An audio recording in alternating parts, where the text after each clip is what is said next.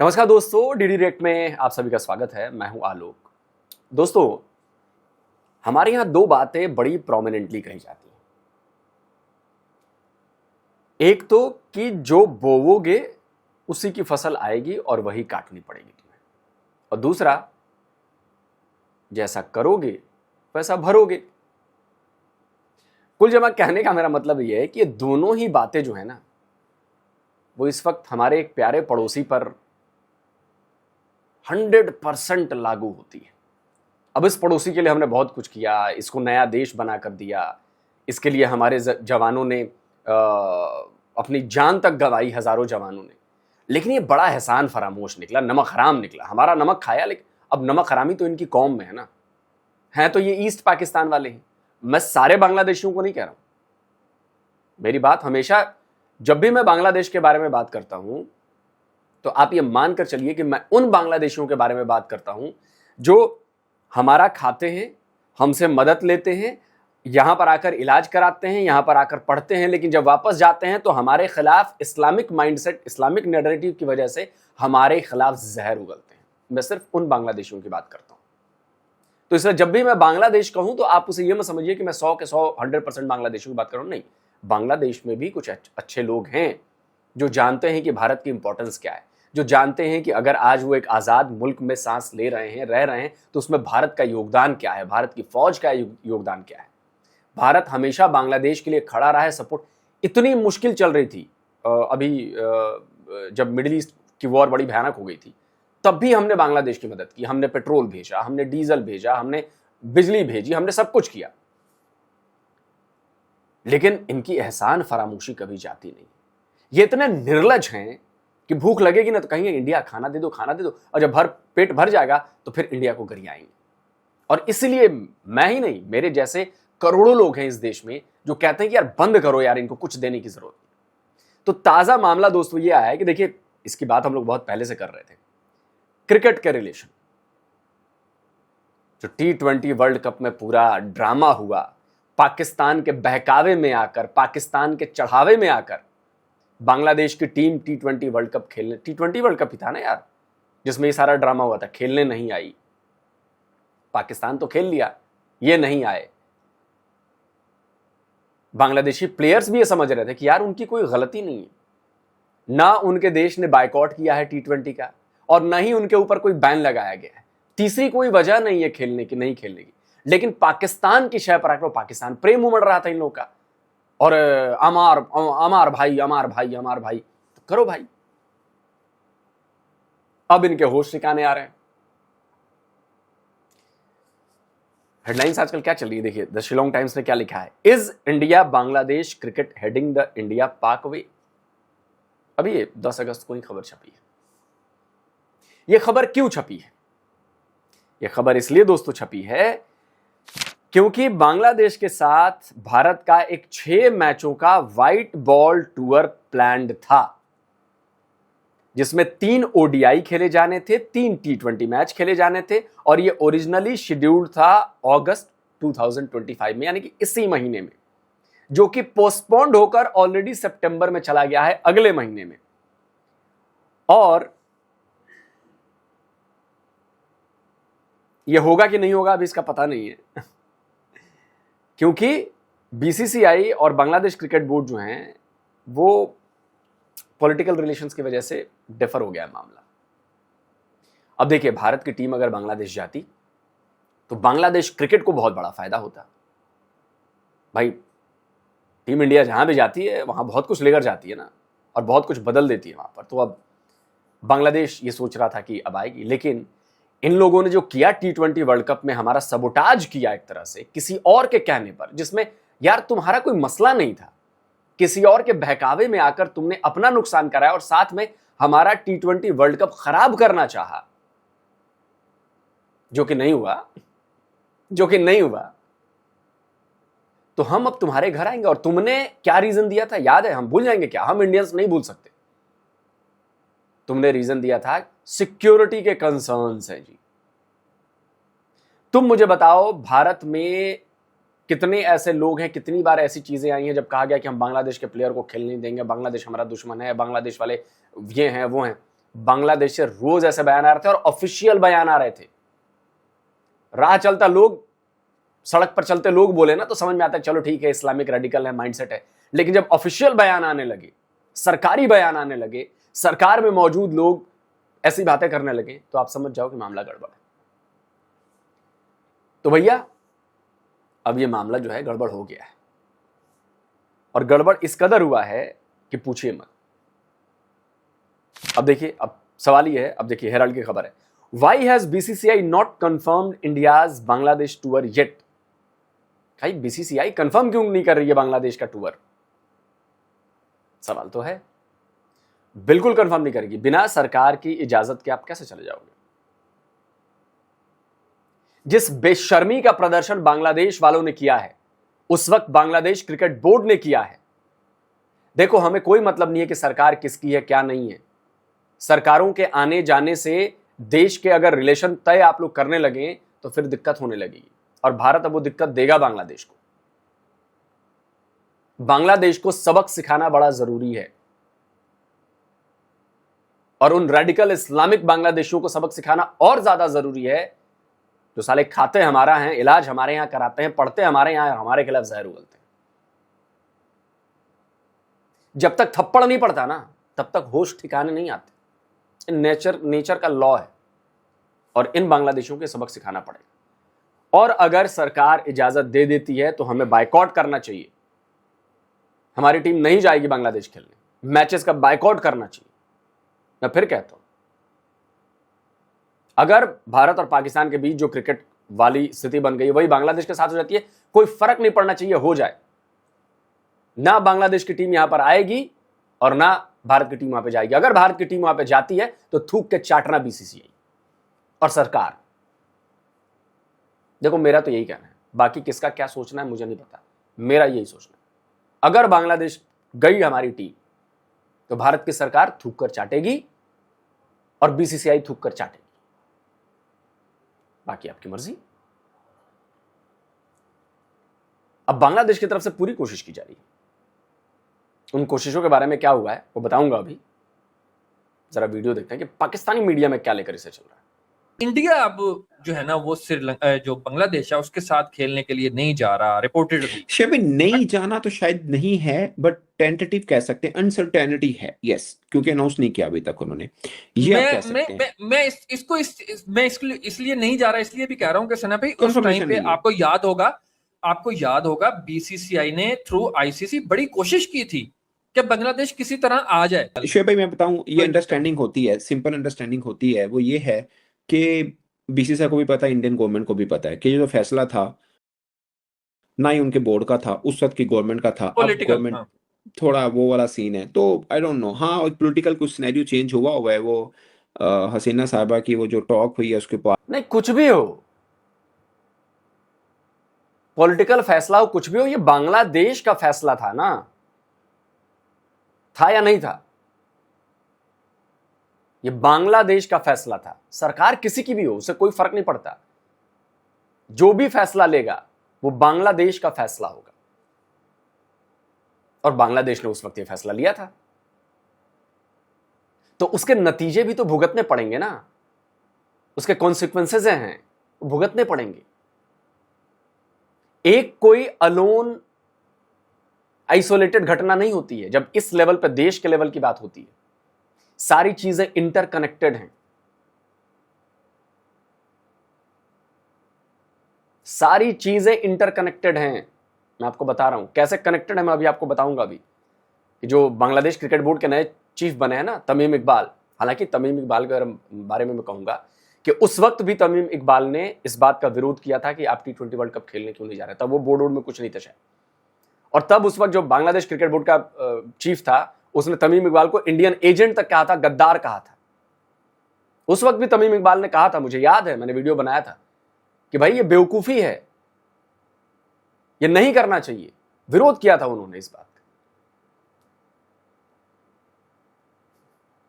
या उसके बाद भी कुछ चीजें बनी हैं ऐसी, हो सकता है वो उसका कोई इफेक्ट हो, आई डोंट नो, मैं बहुत ज्यादा इसके ऊपर नहीं गया हूँ। बट जो अब बीसीबी का यानी बांग्लादेश क्रिकेट बोर्ड का जो अब का सरबराह है, इसने उस वक्त भी कहा था कि इनको जाना चाहिए, आपको याद होगा, एग्जैक्टली क्योंकि उस वक्त ये ओपोजिशन में बैठे थे, तमीम इकबाल साहब, इन्होंने उस वक्त भी कहा ये था सिर्फ जब गद्दारी यही था, एक बंदा था जो उस टाइम पे बोल रहा था, जो पहले बोला था, बाकी भी कुछ खुल बोले के, थे, ठीक है, खुल के, हाँ जी। भाई अब समझ में आया कि बांग्लादेश वालों को कांग्लादेश क्यों कहा जाता है। इन्होंने तो भाई डायरेक्टली भीख मांगना शुरू कर दिया भाई। हेलो, कुछ तरीका है भीख मांगने का? तो दोस्तों 2026 T20 वर्ल्ड कप में जो बांग्लादेश इंडिया आने को तैयार नहीं था, तरह तरह के उन्होंने बहाने बनाए थे। यहां तक कि ये भी बहाना बना दिया था कि इंडिया में उनकी सिक्योरिटी को खतरा है। अब वो लोग उल्टा भीख मांग रहे हैं कि प्लीज इंडिया वालों, प्लीज एक बार बांग्लादेश जाकर खेलाओ, आ जाओ हमारे देश, पधारो हमारे देश, ऐसा बोल रहे कांग्लादेशी। निकल, पहली फुर्सत में निकल। मतलब पहले ये लोग इंडिया नहीं आए क्योंकि इनको लगता है कि यहाँ पर सिक्योरिटी का इशू है। अरे भाई कुछ सोच समझ कर बोल लो, है तुम लोग बांग्लादेश में रहते हो, तुमको इंडिया में सिक्योरिटी का इशू लग रहा है। ये तो वही बात होगी कि कल को पाकिस्तान वाले बोल दें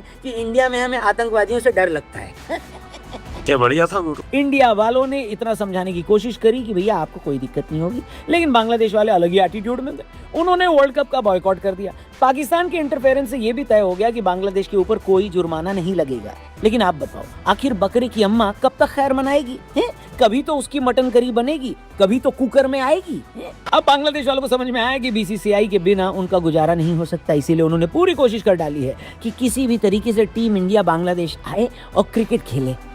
बांग्लादेश ने ऑफिशियली इंडियन अथॉरिटीज को रीच आउट किया है और कहा है कि आप हमारे यहाँ अपनी भारतीय क्रिकेट टीम खेलने को भेज दो, क्योंकि पिछले 2 बार से भी आप लोग हमको गोली दे रहे हो। लेकिन प्लीज अब की बार ऐसा मत करो। ये बांग्लादेश कांग्लादेशियों ने इंडिया को बोला है। और सितंबर 2026 में कांग्लादेश ने रिक्वेस्ट की है कि अपनी टीम लेकर आप लोग बांग्लादेश आइए। 30 जुलाई 2026 को बांग्लादेश क्रिकेट बोर्ड के प्रेसिडेंट तमीम इकबाल ने बाकायदा खत लिखा है बीसीसीआई को और कहा है कि प्लीज मालिक, प्लीज सितंबर 2026 में जो बांग्लादेश दौरा है उसको कंफर्म कर दीजिए। ये लेटर बीसीसीआई के प्रेसिडेंट मिथुन मनहास को एड्रेस करते हुए लिखा गया था। और फिर बीसीसीआई ही नहीं, बांग्लादेश क्रिकेट बोर्ड ने अपनी गवर्नमेंट को भी ये बात बोली है कि आप किसी भी तरीके से पड़ोसी देश भारत को मनाइए और उनसे कहिए कि बांग्लादेश में आना है, क्रिकेट खेल के जाना है, अपनी टीम को भेजना है। ऐसा बांग्लादेश ने रिक्वेस्ट किया है अपनी गवर्नमेंट को कि भैया इंडियन गवर्नमेंट से रिक्वेस्ट करें। लेकिन बीसीसीआई को बांग्लादेश टीम भेजने से पहले भारत सरकार की परमिशन की जरूरत होगी। बेसिकली वही पाकिस्तान वाला सीन है जहां पर अब बांग्लादेश में भी टीम इतनी आसानी से नहीं भेजी जाएगी। उसके लिए भी भारत सरकार की परमिशन की जरूरत पड़ेगी। लेकिन सवाल ये उठता है कि क्या हम बांग्लादेश को ऑलरेडी पाकिस्तान वाले तराजू पर रख चुके हैं क्या? यानी क्या हमारे बांग्लादेश के साथ रिश्ते इतने खराब हो गए हैं कि हम उनके साथ अब बायलैटरल सीरीज भी नहीं खेलेंगे? बताइए।